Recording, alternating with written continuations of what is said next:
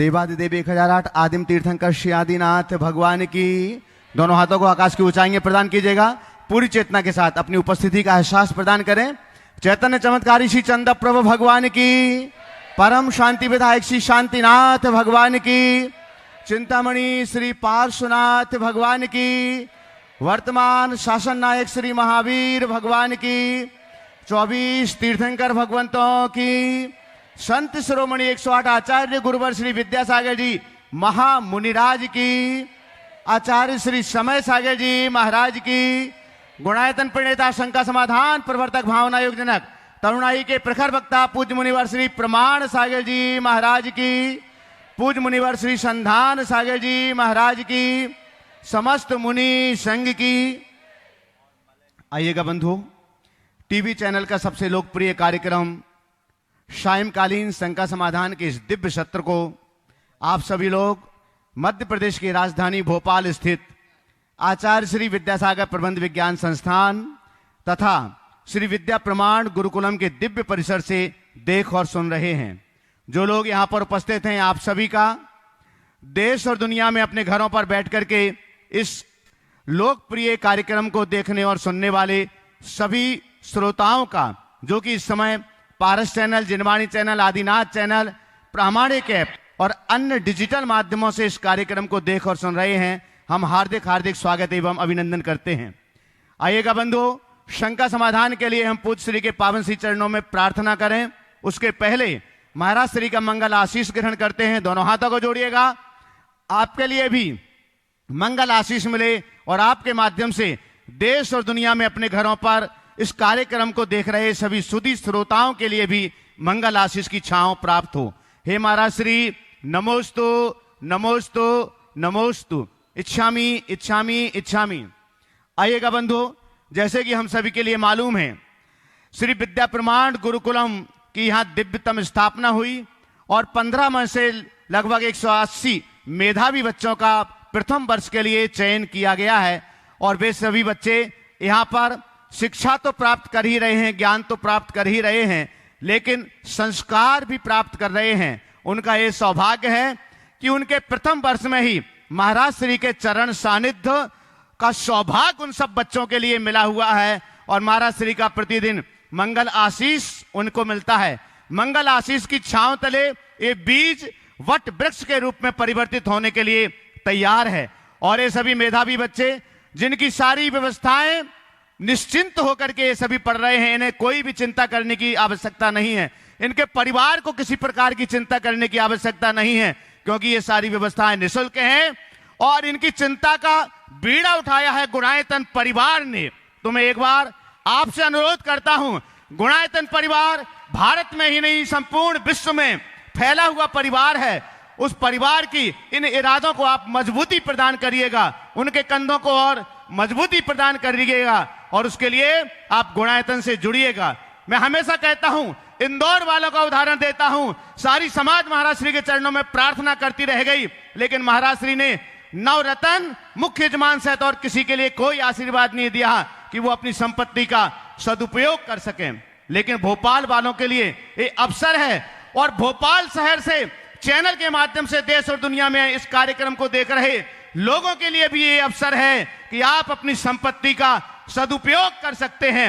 यहाँ सिर्फ चातुर्मास की प्रभावना के लिए नहीं, यहाँ इन नौनिहाल बच्चों को जो समाज के एक आइकॉन के रूप में परिवर्तित करना है, एक आदर्श के रूप में उपस्थित करना है, ताकि ये समाज के लिए, देश के लिए अपनी शक्ति का सदुपयोग कर सकें। तो आप अपनी संपत्ति की आहुति दीजिएगा इन नौनिहाल बच्चों की शिक्षा और संस्कार के लिए, और आप इसमें सहयोग प्रदान कर सकते हैं।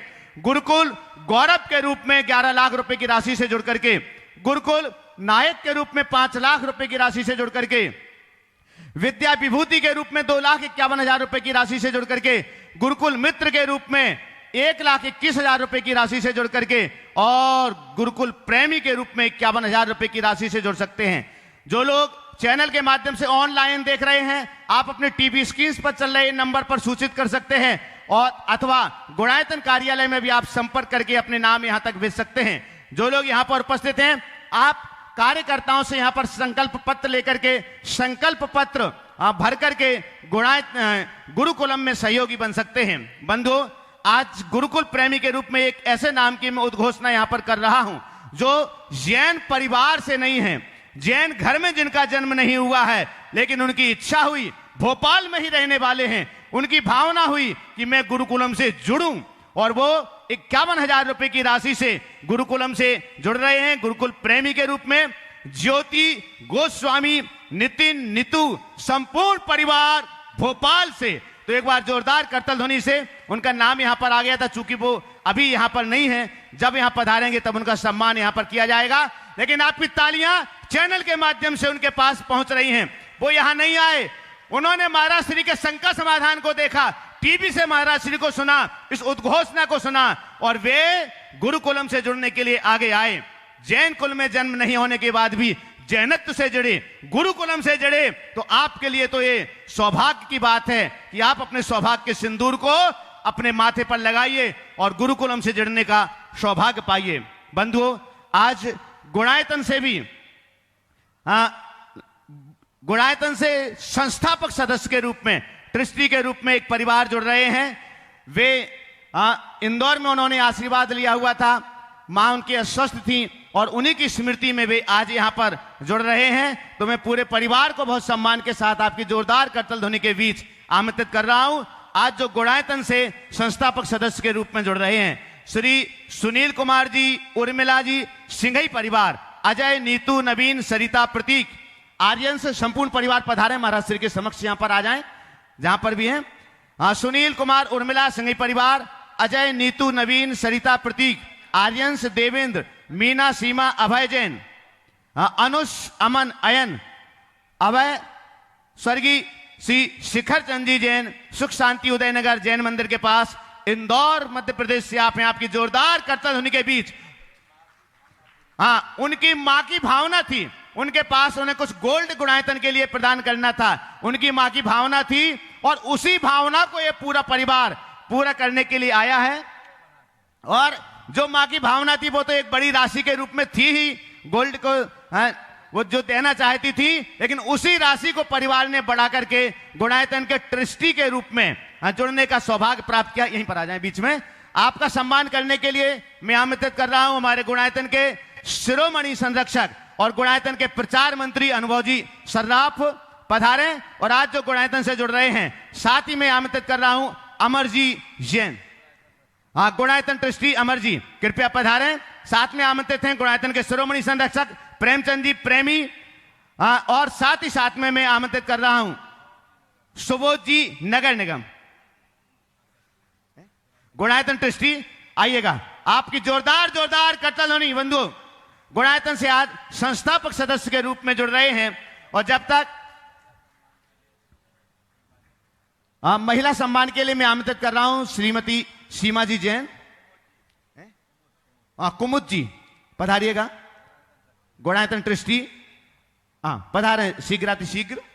आपकी तालियां पुरजोर नहीं हो रही है। बंधुओं, चैनल के माध्यम से ये आभार जब दूसरे लोगों तक पहुंचता है तो उनके भी मनोभाव बनकर के तैयार होते हैं। जब तक ये सम्मान की श्रृंखला चल रही है, मैं एक बार पुनः आपके लिए सूचित कर दूं, आने वाली 28 अगस्त से 6 सितंबर तक पर्वराज पर्यूषण के पावन अवसर पर श्रावक संस्कार शिविर का आयोजन किया जा रहा है। जो प्रतिवर्ष महाराज श्री के पावन चरणों में पधारते हैं वे तो रजिस्ट्रेशन कर ही रहे हैं, और अगर अभी आपने आलस्य किया है, रजिस्ट्रेशन नहीं किया है, तो आप भी शीघ्र रजिस्ट्रेशन करिएगा। और जो लोग नए लोग हैं वे लोग भी उस तरफ घूम के खड़े हो, कैमरा उधर है, तो वे लोग भी प्रामाणिक ऐप अथवा मुनि प्रमाण सागर.net पर जाकर के अपना रजिस्ट्रेशन कर सकते हैं। और आप सबको मालूम है प्रतिवर्ष रजिस्ट्रेशन को बहुत पहले बंद करना पड़ता है, इसीलिए ऐसा इस बार भी ना हो कि आप अपना रजिस्ट्रेशन न कर पाए और रजिस्ट्रेशन को बंद करना पड़े। बंधुओं, साथ ही में आपके लिए बता दूं, कल प्रातः काल से फील टू हील भावना योग का विज्ञान, ये पुस्तक जो अपनी टीवी स्क्रीन पर आप देख रहे हैं, इस पुस्तक के 1 से 13 अध्याय पर महाराज श्री कल से ऑनलाइन भावना योग का शिविर यहां पर लगा रहे हैं। मैं एक बार पुनः आपसे अनुरोध करता हूं, हालांकि डिजिटल फॉर्म में ये पुस्तक आपके लिए उपलब्ध होना है, लेकिन आप इस पुस्तक को पुस्तक के रूप में रखिएगा, और अगर आप ऑनलाइन पाना चाहते हैं तो आप प्रामाणिक ऐप अथवा मुनिप्रमाणसागर.net पर जाकर के इस पुस्तक को आप घर बैठे मंगा सकते हैं। और जो लोग यहाँ पर उपस्थित हैं वे लोग बाहर स्टॉल से इस पुस्तक को अवश्य ही प्राप्त करें, ताकि 7 दिन का ये शिविर जो भावना युक्त शिविर, इसमें बीच में डॉक्टर्स भी आएंगे और भी लोग आएंगे जिनके अनुभव और सारी चीजें आप सबके लिए मिलेंगी। बंधुओं, आने वाले कार्तिक मास की आष्टांगिक महापर्व पर सिद्धों की आराधना का भी पावन सौभाग्य 108 मंडलीय सिद्ध चक्र महामंडल विधान के माध्यम से आप सबके लिए मिलने वाला है। और वह सौभाग्य आपको मिलेगा 29 अक्टूबर से 5 नवंबर तक। हम सभी जानते हैं, जो लोग उस विधान को देखा होगा, जिन्होंने सुना होगा, जिन्होंने अपनी सहभागिता दी होगी, आपके परिवार के लगभग 10 से 12 सदस्य उसमें सम्मिलित होते हैं। 8 सदस्य उसमें सम्मिलित होंगे। और इसके लिए आज चूंकि तिथि बहुत अच्छी है, आज दोस्त की, तो मैं आज उस घोषणा करना चाहता हूं कि आप गुणायतन कार्यालय से संपर्क करें और अपने विधान मंडल की स्वीकृति आप अभी से प्रदान कर सकते हैं। आइएगा बंधुओं, हम यहां पर बुला रहे हैं नारी सेवा और साधना का स्वरूप, इस विषय पर एक विशेष श्रृंखला महाराज श्री की 2 अगस्त को यहां पर होगी। और आज हमारे बीच यहां पर अखिल भारतीय महिला परिषद यहां पर हैं, तो एक बार माइक उनको दे दें, वो सीधे सीधे अपनी बात रखेंगे। फिर मैं बड़े महाराज जी के पावन चरणों में प्रार्थना करता हूं और उसके बाद पूज्यवर मुनि श्री संधान सागर जी महाराज जी के पावन श्री चरणों में इस सत्र को आगे बढ़ाने के लिए प्रार्थना। द्वयी मुनि महाराजों के चरणों में कोटिशः वंदन। चुल्लक महाराज जी के चरणों में कोटिशः इच्छामि। महाराज श्री अखिल भारत वर्षीय दिगंबर जैन महिला परिषद से हमने आपके श्री चरणों में पहले एक महिला संगोष्ठी का निवेदन किया था। आज मैं सकल महिला समाज की ओर से आपसे निवेदन कर रही हूँ कि आप उस प्रोग्राम को दिशा और दशा देने का कष्ट करें, अनुग्रहित करें महाराज श्री में। देखिए, भावनाएं बहुत अच्छी है, निवेदन भी आप सबका। अब भोपाल है, भोपाल तो धार्मिक समाज है और महिलाओं का तो कोई हिसाब ही नहीं। मुझे जानकारी मिली भोपाल शहर में महिलाओं के अनगिनत संस्थाएं। ये कार्यक्रम, ऐसा कार्यक्रम आप लोगों ने जो बीड़ा उठाया है, बहुत अच्छी बात है। एक साथ सामूहिक रूप से महिलाओं के प्रबोधन का कार्यक्रम आपने रखा है, तो मैं चाहूँगा ये किसी एक बैनर का ना हो, समग्र महिला समाज का हो। और आप लोग भोपाल की पूरी महिलाओं को एकत्रित करो और उस दिन एक विशेष प्रबोधन, जो विषय आप लोग अभी तय किए हैं, उस विषय पर एक प्रवचन होगा और प्रवचन के उपरांत महिलाओं के लिए एक विशेष भावना योग ध्यान कराएंगे और उसके उपरांत महिलाओं का शंका समाधान होगा। ये 2 घंटे का पूर्ण सत्र होगा जो केवल महिलाओं के लिए होगा। और उस कार्यक्रम में हम महिलाओं से एक संकल्प पत्र भी भरवाएंगे। उस संकल्प पत्र में महिलाएं लिखेगी, मैं अपने घर को धर्ममय बनाऊंगी। मैं चाहूंगा कि यहाँ से एक अलग जगह एक संदेश पूरे देश में जाए। तो मैं यहाँ देख रहा हूँ, यहाँ केवल परिषद नहीं है, जितनी महिलाएं अपने अपनी संस्थाओं की प्रमुख है और सभी संस्थाएं बहुत अच्छी है। ज़्यादा संस्थाएं होना समाज की सक्रियता का उदाहरण है। संस्थाओं से दिक्कत नहीं होती, दिक्कत संस्थावादी मनोवृत्ति से होती। मैं आशीर्वाद देता हूँ जितनी संस्थाएं, सब संस्थाएं अपने अपने स्तर पर काम करें, एक दूसरे से प्रेरणा लेकर काम करें, पर एक दूसरे के बीच संस्थावाद को हावी ना होने दें। आज 4-5 संस्थाओं की महिलाएं बहुत सुंदर, बहुत सुंदर। जो नहीं आई उनको भी आशीर्वाद, सबको लेके आओ। उस दिन पूरा भोपाल समाज का महिला समाज होना चाहिए और ये पहला कार्यक्रम है, ये कर लो, फिर आप लोगों का उत्साह मुझे दिखेगा। तो एक विशेष वर्कशॉप समाज की नव युवतियों के लिए करना चाहिए। बहुत अच्छी महाराज जी, उनके लिए आज बहुत ज़्यादा जरूरत है, क्योंकि महिला शक्ति जागृत हो गई तो आदि समाज जागृत हो गई। इसलिए जो विषय आप लोगों ने सुनिश्चित किया है, उस विषय पर इस कार्यक्रम की रूपरेखा बनाई जाए। आज औपचारिक घोषणा उसकी हो गई है, अब आप लोग लग जाइए। ये मत देखिए कौन कर रहा है। कोई नहीं दो कर रहा तारीख है, दे महाराज कर रहे हैं। क्या हो रहा है ये देखिए। और सारी महिलाओं को लाइए, ये बैनर को एक तरफ रखना, उद्देश्य को सामने रख करके चलना। जैसे आम कार्यक्रम हमारे होते हैं वैसे ये कार्यक्रम, और ये बहुत अच्छा सुयोग है कि चातुर्मास में जो विशेष कार्यक्रमों का श्री गणेश है वो महिलाओं के माध्यम से हो रहा है। ये बहुत नमोस्तु महाराज अच्छी जी, बात है नमोस्तु। और मैं समझता हूँ ये मंगलाचरण अच्छा होगा, आगे भी अच्छा कार्य होते रहेगा। आप सब पूरे उत्साह, लगन, निष्ठा और समर्पण के साथ इसमें जुड़े। इसमें महिलाएं आएगी, युवतियां भी आएगी, सभी वर्ग के लोग इसमें आ सकते हैं। स्पेसिफिक प्रोग्राम जो आगे होगा उस पर मैं पुनः विचार करूंगा, बाद में उसके विषय में कहूंगा। लेकिन ये कार्य आप लोगों ने जो सोचा है बहुत सामयिक और प्रासंगिक कार्य है। इस कार्य को आप लोग अच्छे से मूर्त रूप प्रदान करें। सभी को आशीर्वाद। महाराज श्री आपके श्रीमुख से उसकी तारीख की घोषणा आज आप कर दें। 2 तारीख रखी ना? जी 2 पक्का है ना? जी। चलिए, इन लोगों ने 2 तारीख को दोपहर का कार्यक्रम रखा है। 3 से 5। 3 से यानी 3 बजे, यानी 3 बजे हम 3 बजे आएंगे, आप लोग 2:30 बजे आना होगा, जी महाराज। ताकि आपकी भूमिका बन सके। और संपूर्ण व्यवस्था, मैं पूरी व्यवस्था देखने वाले धर्म प्रभावना समिति, चातुर्मास कमेटी का हो, वे इसकी पूरी व्यवस्था आप लोग अच्छी से अच्छी बनाइए। इनमें किसी प्रकार की कोर कसर नहीं बचनी चाहिए। आप लोग आपस में कोऑर्डिनेट कर लीजिए। जी महाराज श्री एक बार नमोस्तु महाराज श्री, जोरदार नमोस्तु। जोरदार जोरदार ताली बजा दीजिए इन सभी के लिए। पूजा जी कुछ बोल रही हो तो प्रश्न पूछना है? प्रशांत पूजा जी से यूनिवर्सिटी। हाँ, नमोस्तु महाराज श्री। नारी परिवार की रीढ़ होती है, तो नारी की सभी जगह हर क्षेत्र में उसकी क्या भूमिका होनी चाहिए? घर में एक अलग भूमिका होती है, व्यवहार में अलग भूमिका होती है, तो धर्म में भी उसकी क्या भूमिका होनी चाहिए? रीढ़ की क्या भूमिका होती? रीढ़ की क्या भूमिका होती? खड़े रहना और खड़े रखना, इतनी तो भूमिका है। तो मैं यही कहूँगा, नारी हर जगह खड़े रहे और खड़े रखे, सब काम हो जाएगा। वो आड़ी हो जाएगी तो मामला गड़बड़ा जाएगा, और खड़ी रहेगी तो सब खड़े रहेंगे। खड़े रहने का मतलब समझो, उत्साह को बनाते हुए अपनी तत्परता दिखाते रहो, अपनी भूमिका अपने आप सही हो जाएगी। जहाँ तुम्हारी जो भूमिका है उसे अपनी जिम्मेदारी समझते हुए निभाने का भार रखो। ओम शांति। नमोस्तु महाराज श्री नमोस्तु। बोलो। गुणायतन द्वारा संचालित श्री विद्या प्रमाण गुरुकुलम के यहाँ सीए फाउंडेशन के छात्र बैठे हुए हैं। उनमें मिलन जैन अपना प्रश्न करें, तैयार रहेंगे। स्पर्श जी जैन।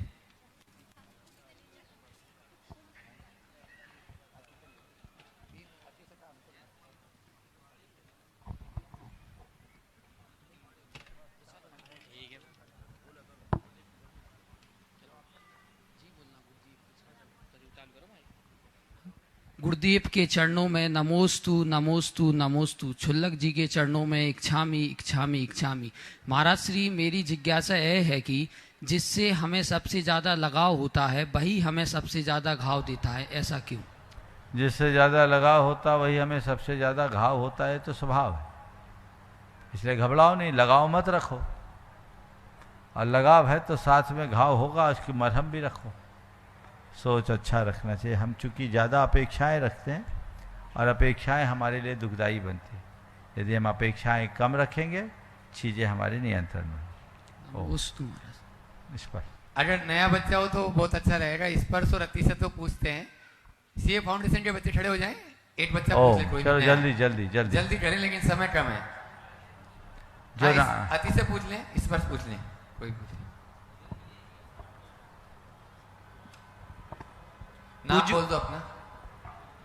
मेरा श्री, मेरा नाम अतिशय जैन है। मैं बांदकपुर दमोह का निवासी हूँ। मेरा श्री, मेरा प्रश्न यह है कि जिस प्रकार जिनागम में दिया गया है, इच्छा निरोधा तपा, अर्थात इच्छाओं का निरोध करना ही तप है।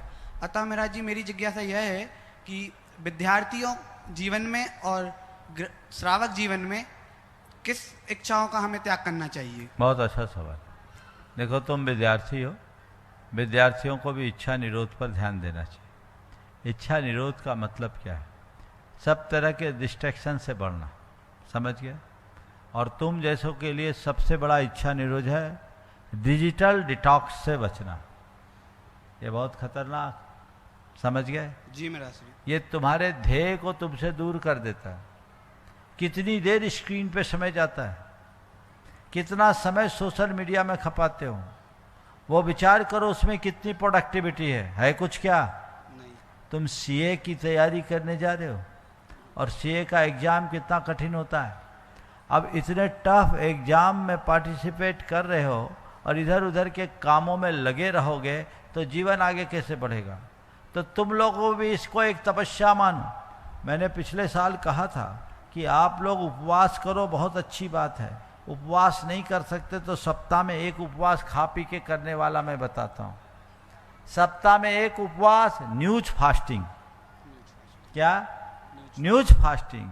उस दिन ना न्यूज पढ़ेंगे, ना सुनेंगे, ना देखेंगे। कर सकते हैं आप? बहुत बड़ा बदलाव आएगा। इधर उधर की बातों में दिमाग लगाने वाले उलझ के रह जाते हैं। अपने साथ अपना संवाद स्थापित करने का प्रयास कीजिए। तो जो तुम लोगों के लिए तप है, मैं समझता हूं इसी तरीके से करो, कभी विस्तार से चर्चा करो। नमोस्तु मेरा श्री। प्रणव जी अजमेरा भोपाल और तैयार रहेंगे अर्चना जी बेनाड़ा कोलकाता।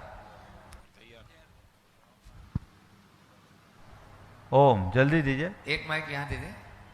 कौन है? प्रणव कौन है? हाँ, दो। माइक दो उसको, नाम भूल चुका है आपके हाथ हाँ, में। कमल जी भी साथ में हो जाओ उसी में। हाँ। कमल जी, हाँ कमल जी अजमेरा भी साथ में आ जाएंगे। नमोस्तु नमोस्तु नमोस्तु महाराज जी। मैं यह कहना चाहता हूँ कि मुझे बहुत जल्दी गुस्सा आता है और छोटी छोटी बातों पे आता है और नेगेटिव थॉट सोचने पे क्या कर्म बनते हैं? देखो, कर्म तो बनते बुरे बनते, जीवन बुरा होता है, संबंध बुरा होता है, मन खराब होता है। इससे बचने का उपाय बता देता हूँ तो सबसे बच जाओगे। वो उपाय है भावना योग। भावना योग करना शुरू करो। जानते हो भावना योग को? नाम सुना है भावना योग का? नहीं सुना? अपने दादा से पूछना। कमल जी, भावना योग कराइए। 5 मिनट का भावना योग रोज सुबह उठ के करो और रात में सोने के पहले 5 मिनट का भावना योग करो। और हर पल जब भी खाली रहो ये सोचो, मैं शांत हूँ, मैं शांत हूँ, मैं शांत हूँ, मुझे शांत रहना है, मुझे शांत रहना है। बस ये धुन गाओ। मुझे संयम रखना है, मुझे सकारात्मक रहना है। देखो क्या चमत्कार होता है। और महीने भर करके देखो, तुम ही आओगे ना, खिला चेहरा लेके आओगे, कहोगे महाराज चमत्कार हो गया। और ठीक है? नेगेटिव विचार इसी से मुझे शांत रहना है, मुझे संयम रखना है, मुझे सकारात्मक रहना है। ये 3 बातें दोहराओगे ठीक होगा। चलो। नेगेटिव विचार आते हैं इसको। क्या बता दिया ना, इसी से दूर होगा। भावना योग करो। चलिए। कोलकाता से अर्चना जी बेनाड़ा और साथ में चंदाई सराव जी हैं। सेजल तन्वी जैन नमोस्तु महाराज जी। इच्छामी महाराज जी। महाराज जी, पढ़ने में आता है कि उपगुहन अंग जिसका पालन नहीं होता है वो सम्यक दृष्टि तो दूर, भद्र परिणामी मिथ्या दृष्टि भी नहीं है। तो महाराज जी, हम लोग देव शास्त्र गुरु की तो इसमें तो बहुत प्रयत्न करते हैं, लेकिन व्यवहार की जिंदगी में हम बहुत बुराई भलाई निंदा, इसकी बात उसको करना, तो ये भी तो उपगुहन अंग में ही आएगा। और इससे कैसे बचे ये भी बताइए महाराज जी। देखिए, निंदा तो ऐसे ही जघन्य पाप है। उपगुहन तो यह है कि किसी से कोई गलती हो तो उसे प्रचारित ना करो। निंदा तो है बेवजह किसी की बुराई करो। तो हमें इनसे अपने आप को दूर रखना चाहिए। सत्संकल्प बचने का प्रयास करना चाहिए। ये घोर निंदनीय और नीच कर्म है, नीच गोत्र का कारण है। जो व्यक्ति इस तरह के परिणाम रखता है वो धर्मी नहीं हो सकता। धर्मी व्यक्तियों को इन सब का ध्यान रखना चाहिए। नमस्ते महाराज जी।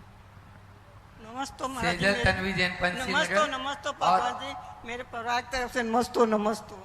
अरे इनका भी सवाल है। महाराज जी, श्री जी, जितने भी समय आपके पास रहती हूँ उतना समय अच्छा लगता है। उसके बाद घर जाने के बाद में दुखी हो जाती हूँ। इसका उच्चारण करिए। हाँ, घर जाना बंद करो। चलो आगे बढ़ो। जय मुनि। सेजल तन्वी जैन अपना प्रश्न पूछे और उसके बाद में तैयार रहेंगे डीके जैन साहब भोपाल। द्वैमुनि राजों के चरणों में कोटि कोटि नमोस्तु। छुल्लक जी के चरणों में इक्षामि। महाराज श्री, मेरा प्रश्न यह है, एक ग्रास आहार देकर किसी और के लिए मौका देने में ज्यादा पुण्य होता है या स्वयं अधिक देने में? और दूसरा प्रश्न यह है, किसी दूसरे के चौके में आहार में क्या क्या सावधानियां रखनी चाहिए? देखो, सबसे पहले तो अपने चौके में अपना आहार दो।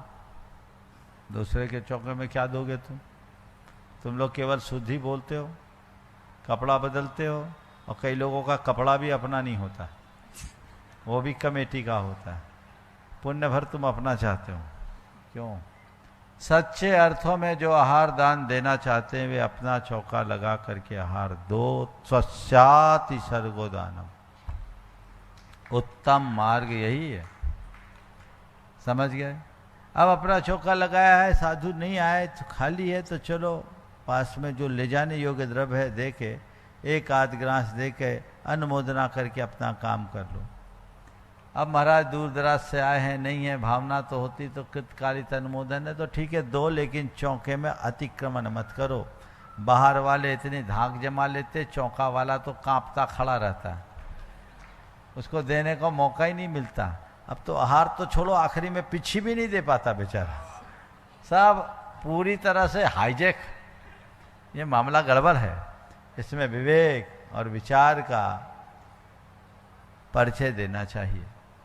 इसलिए चौके में जब भी हो व्यवस्था से लो, और देना और दिलाना सब बराबर है। हम दे ऐसा कोई जरूरी नहीं, हमारे निमित्त से अधिक लोग दे ऐसा भाव रखना चाहिए। मन में ये भाव रखो कि तुम्हारे चौके में कोई आए तुम उसको दिलाओ, ये सोच करके हम किसी के चौके में जाते हैं, हमको वो दिलाने का अवसर देता है तो हम भी दिलाएंगे। सब हम ही देंगे तो दूसरे कैसे दे पाएंगे? और दो भी तो अनुशासित तरीके से, संयत तरीके से ऐसे दो कि साधु आहार ले सके।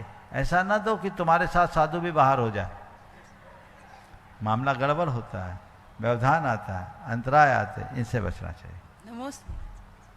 अपने बीच में वरिष्ठ अधिकारी इंजीनियर डीके जैन साहब भोपाल से, और उसके बाद में तैयार रहेंगे डॉक्टर प्रमोद जी जैन भोगावली। नमस्ते भगवान। मेरा प्रश्न भगवान मूर्ति कला से संबंधित है। जो सामान्यतः देखा जाता है, जो हम लोग जानते हैं कि मूर्तियां सिर्फ जयपुर से ही आती हैं, मूर्तियां सिर्फ जयपुर से ही आती हैं, और उनमें मात्र जैसा हमको पूज्य दुर्लभ सागर जी ने बताया कि 3 या 4 माप से ही बनती हैं वो। और जो मैंने उनके सानिध्य में रह के देखा, करीब मैं 1 महीने उनके सानिध्य में रहा, और सैदपुर है एक पठारी ग्राम के पास, ये विदिशा जिले में, वहाँ भगवान 245 नाप से मूर्तियाँ बन रही हैं, और मैंने बनते बनते ही देखा कि अतिशय होने लगता है। तो मेरा प्रश्न यही है कि जयपुर वाली नाप ठीक है कि जो हमारी 245 नाप हैं वो ठीक है? देखिए, शास्त्रों में प्रतिमा का मान बताया, एक 9 ताल की प्रतिमा है, एक 10 ताल की प्रतिमा। जयपुर में जो प्रतिमाएं बनती है वो 9 ताल की बनती है, और हमारी प्राचीन शैली की जो प्रतिमाएं रही है वो प्रायः 10 ताल की रही। 10 ताल की प्रतिमा का अपना अलग प्रभाव है। यहाँ भी आपने पार्श्वनाथ भगवान के दर्शन किए ना? अभी नहीं किए? मंदिर में जाके दर्शन कीजिए। ये भगवान आपको आम भगवानों से पृथक दिखाई पड़ेंगे। दिखाई पड़ते हैं कि नहीं पड़ते? आप लोगों ने तो किया है दर्शन। ये 10 ताल के मान से बना है। शास्त्रों में दोनों तरह का प्रमाण है। शिल्प और कला में अलग अलग परिवर्तन होता है, लेकिन प्रतिमा में दोनों विधान है। जिस मान से भी करे दोनों आगम के अनुकूल है। प्रतिमा में अतिशय नहीं होता, अतिशय हमारी दृष्टि और भावना में होता। हम जिस प्रतिमा को जिस दृष्टि से देख लेते हैं वो हमें वैसे दिखने लगती है।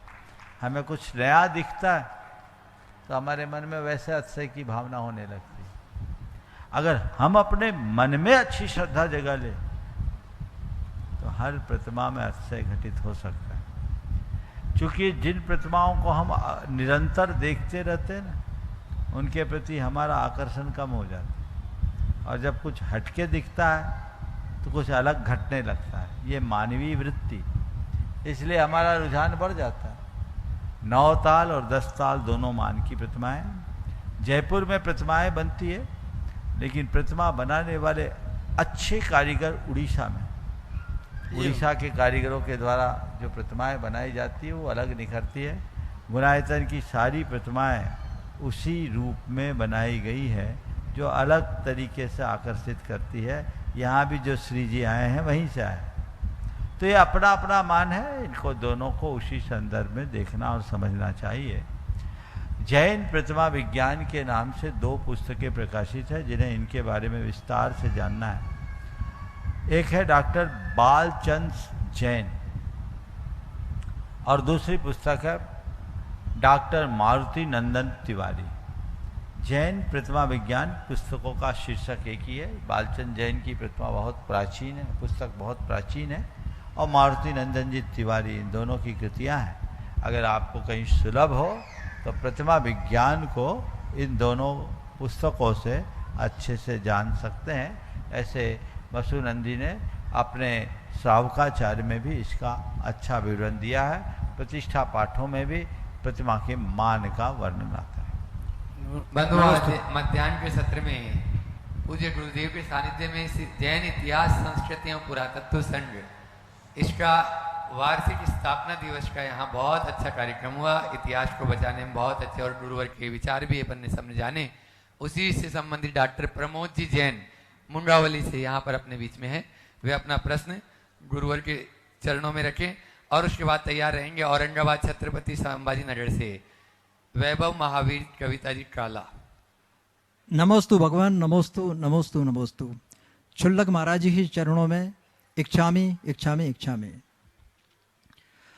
महाराज जी, मैं व्यवसाय से चिकित्सक हूँ। व्यवस्था अक्सर ये होती है महाराज श्री कि कोई वस्तु को 2 रूप में देखा जाता है, जैसे अच्छा बुरा, छोटा बड़ा और अन्य इसी तरह। पर जो चिकित्सक की स्थिति होती है, डॉक्टर स्थिति होती है, उसको अक्सर 3 रूप में देखते हैं महाराज श्री। प्रथम, जब मरीज आता है तो उसको भगवान का दर्जा डॉक्टर को दिया जाता है। इसके बाद वो जो डॉक्टर इंसान हो जाता है, और जब उसका बिल पेमेंट करने की बात आती है तो वो शैतान का रूप समझा जाता है। तो महाराज श्री ने मेरा इसमें ये पूछना है आपसे महाराज श्री कि प्रथम जो वो दृश्य है उसमें तो हम अपना कर्तव्य का पालन करते हैं, और इंसानियत के समय में हम ठीक है, हमारे साथ है, हम उसकी व्यवस्था करते हैं। पर जब हम शैतान के रूप में हमें देखा जाता है तब महाराज जी हमें बड़ी दुविधा होती है। तो हमारा प्रश्न महाराज जी ये है कि हम अपने आप को किस रूप में उपस्थित रखें, क्योंकि यदि हम पहला रूप छोड़ते हैं तो मरीज गया, और आखिरी रूप छोड़ते हैं तो डॉक्टर गया। तो इस स्थिति में महाराज जी हमारा बड़ा ये दुविधा रहती कि हम अपने आप को किस स्थिति में ढाल सकें। बहुत ही अच्छा सवाल आपने किया है। ये दुविधा आप लोगों के साथ है। 2 मिनट खड़े रह सकते हैं आप। देखिए, भगवान, इंसान और शैतान है ना, जिसको हम एक बार भगवान के रूप में देख लेते हैं ना, उसे हम भगवान के अलावा और कोई दूसरे रूप में देखना नहीं चाहते। और मैं तो चाहता हूं कि लोक दृष्टि में डॉक्टर केवल भगवान ही बना रहे, वो इंसान न बने। नमस्ते। समझ गए? पर भगवान बने हैं, तुम भगवान को मानो, भगवान मान के डॉक्टर के पास जाओ, और डॉक्टर अपने भगवान के स्वरूप को कायम रखे, और तुम भगवान की पूजा में कोई कोर कसर न रखो। भगवान की पूजा में अपना अर्घ समर्पित करो। अरे भगवान के चरणों में तो सर्वस्व समर्पित किया जाता है। समझ गए? तो डॉक्टर यदि सच्चे अर्थों में भगवान रूप बन जाए ना, तो भगवान ही रहेगा, और लोक में भी भगवान बनाएंगे। लेकिन विडंबना दोनों तरफ से है। भगवान के मानकर लोग डॉक्टर के पास जाते हैं, पर डॉक्टर, बुरा मत मानना, पहले ही चरण में अपनी शैतानियत का उदाहरण प्रकट कर देता है। पहले ही चरण में जाने के बाद बिना जरूरी गैर जरूरी जांचें लिखता है और 50% पैथोलॉजिस्ट से कमीशन लेता है। लेता है कि नहीं लेता है? बोलो। जी महाराज, सत्य सत्य है। गैर जरूरी दवाइयां लिखता है। ये भगवान का काम है? नहीं जी, इंसान का काम है। इंसान का ही काम है महाराज। नहीं, इंसान का काम है गैर जरूरी लिखना। शैतान का काम। अब आप बोलो, मैं नहीं बोलूंगा। पर मुझे इतना पता है कि भगवान और इंसान का काम नहीं है। काश डॉक्टर सच में भगवान बन जाए, और आज भी ऐसे डॉक्टर हैं, तो लोग भगवान को तो अपने हृदय में रखते हैं और अपना जीवन उनके चरणों में बिछा देते हैं।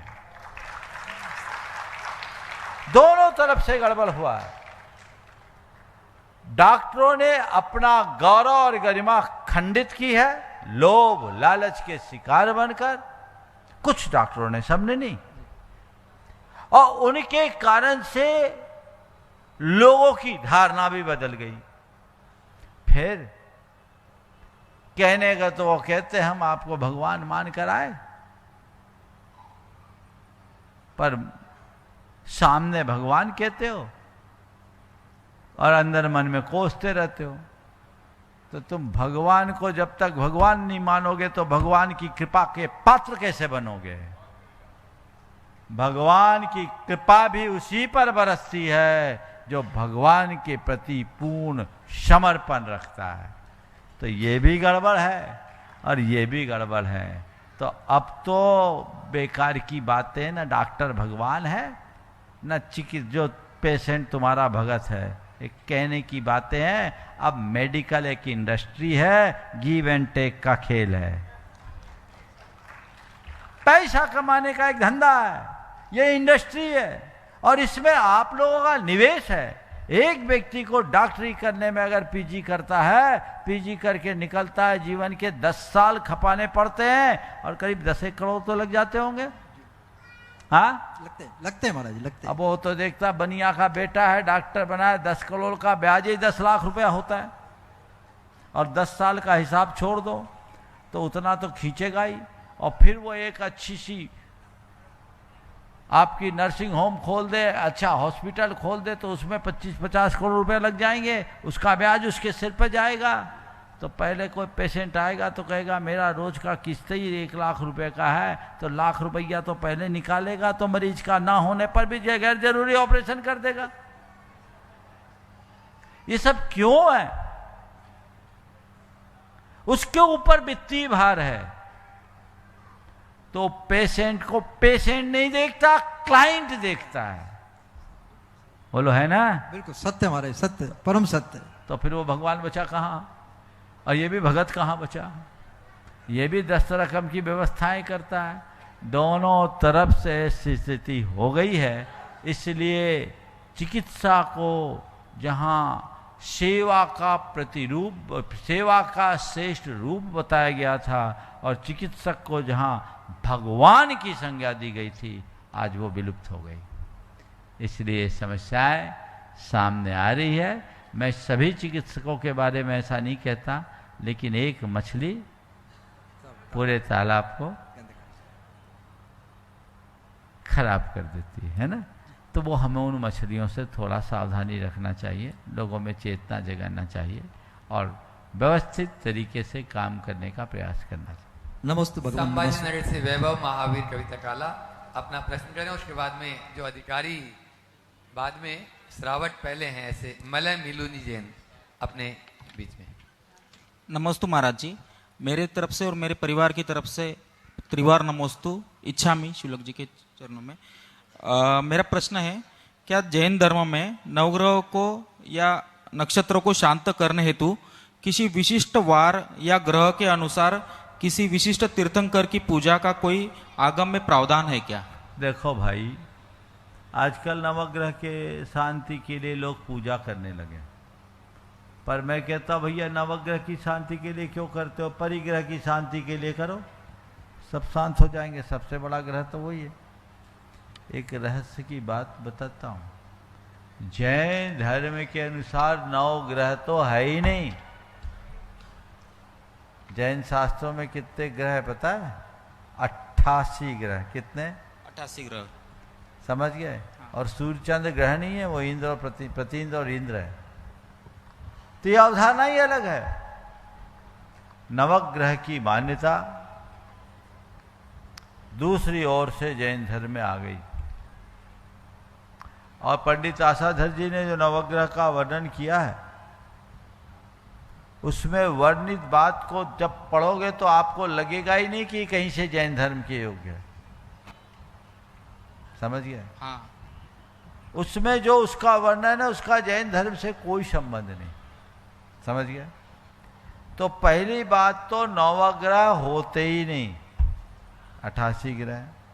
दूसरी बात, नवग्रह अगर होते भी हैं तो ये हमारा बिगाड़ सुधार नहीं करते। ये भ्रांत धारणा है कि हमें ग्रह पीड़ा होती है। ये कुछ भी बिगाड़ सुधार नहीं करते। महाराज, क्या ज्योतिष का सिद्धांत गलत है? ज्योतिष का सिद्धांत गलत नहीं, ज्योतिष की समझ गलत है। समझिए क्या है। मैंने पहले भी इस पर प्रकाश डाला है, आज बहुत दिन बाद ये सवाल आया। नवग्रह का सिस्टम क्या है? ये जो सौर मंडल है, इसमें जितने ग्रह नक्षत्र हैं, तारे हैं, सूर्य है, चंद्रमा है, ये नित्य गतिशील है, भ्रमणशील है और ये ऊर्जा के स्रोत हैं, पिंड है। इनके भ्रमण से पूरे ब्रह्मांड में जो रसायन है उनमें परिवर्तन होता रहता है। और ऐसा कहा जाता है, यत पिंडे तद ब्रह्मांडे, हमारे शरीर के भीतर के रसायन और ब्रह्मांड के रसायन एक से हो। वही तत्व सूक्ष्म रूप में हमारे भीतर है। ये ग्रह नक्षत्र अपनी गति से गमनशील है, भ्रमणशील है, चलते रहते हैं। इनके इस मूवमेंट के दौर से ब्रह्मांड के तत्वों में परिवर्तन होता है। ब्रह्मांड के तत्वों में परिवर्तन से हमारे शरीर के तत्वों के साथ उनका समीकरण बदलता है। उस समीकरण के बदलने से हमारे शरीर के रसायन परिवर्तित हो जाते हैं। उन रसायनों के बदलने से हमारे कर्मों की केमिस्ट्री चेंज हो जाती है। कर्म और आत्मा का एक रासायनिक बंधन है, तो वो बदल जाती है। उससे हमारी भावधारा बदल जाती है, वो हमारा जीवन बदल जाता है, उससे हमारा भाग्य बदल जाता है। तो हमारे ज्ञानी आचार्यों ने एक विज्ञान विकसित किया, ज्योतिष का विज्ञान। उस विज्ञान के तहत उन्होंने देखा कि इस तरह से सूर्य, चंद्रमा आदि कब कहाँ भ्रमण कर रहे हैं। आज से 1 लाख वर्ष आगे तक का पंचांग आज बनाया जा सकता है। तो उनमें पूरी गणना है, गणितीय प्रक्रिया है कि कब ग्रह नक्षत्र की क्या दशा हो। तो उनने एक व्यवस्था बनाई कि ये इनका जो मूवमेंट है फिक्स है, इनकी गति फिक्स है। तो उस आधार पर इन्हें एक व्यवस्था बनाई कि किस ग्रह की किस दशा में ब्रह्मांड के तत्वों में कैसी स्थिति रहती है और उस समय जन्म लेने वाले व्यक्ति के शरीर के तत्वों के साथ उसका कैसा समीकरण बनेगा। तो उनने उनके मूवमेंट के आधार पर बताया कि आज यहाँ इस ग्रह दशा में जन्म लेने वाले व्यक्ति के 10 साल बाद की क्या स्थिति होगी। तो 10 साल में एक ग्रह कहाँ जाएगा और उस ग्रह के भ्रमण से इस व्यक्ति के शरीर में क्या परिवर्तन होगा। तो ये परद्रव्य में हस्तक्षेप पर सुनो तो बोल रहा हूँ उसको। ये एक सिस्टम बना, एक अनुमान लगाया, इसके हिसाब से विज्ञान बनाए, कैलकुलेशन जो एक गोचर के रूप में दे दिया। ये ग्रह नक्षत्र बेचारे कुछ नहीं कर रहे हैं, वे तो अपनी गति से चल रहे हैं। वो हमको क्या पेरेंगे, सबसे ज्यादा पीड़ित तो वो है, वो नित्य गति वाले हैं। तुम तो शांति से बैठ भी सकते हो। उनका भ्रमण है, उनका गमन है, लेकिन उसके आधार पर हमारे लिए व्यवस्था दी गई। तो गोचर बना दिया।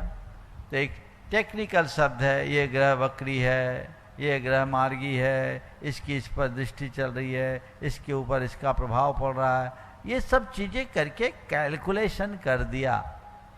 तो लोगों ने अपनी भावधारा को सुधारने की जगह उन ग्रहों को पूजने का टोटका शुरू कर दिया और वहीं से हमारी बात बिगड़ती गई इसलिए उन बातों को हमें ज़्यादा महत्व नहीं देना चाहिए।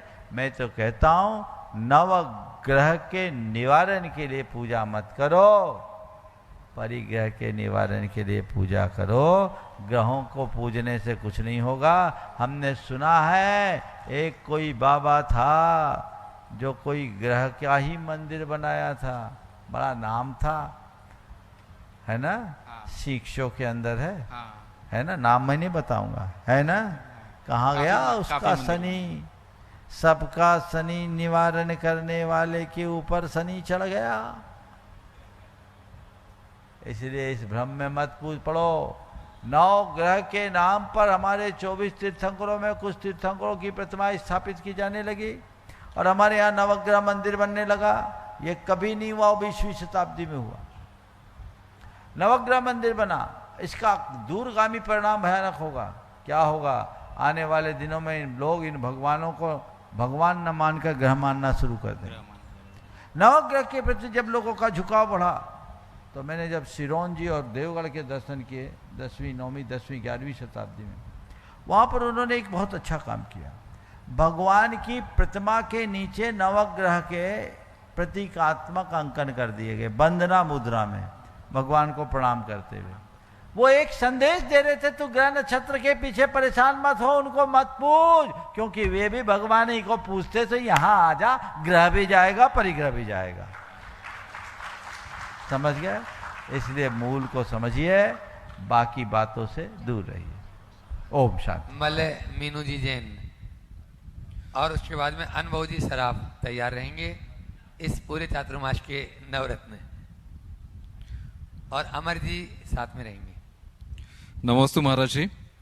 आज महाराज श्री आपकी प्रेरणा से एवं आदरणीय सुकीर्ति जैन साहब जो यहाँ विराजमान है, उनके प्रयासों से भारतवर्ष के जैन मंदिरों, जैन साहित्य, जैन पुरातत्व आदि पर एक बहुत सार्थक संवाद हुआ, जिसमें देश भर से आए विद्वत जनों ने भाग लिया।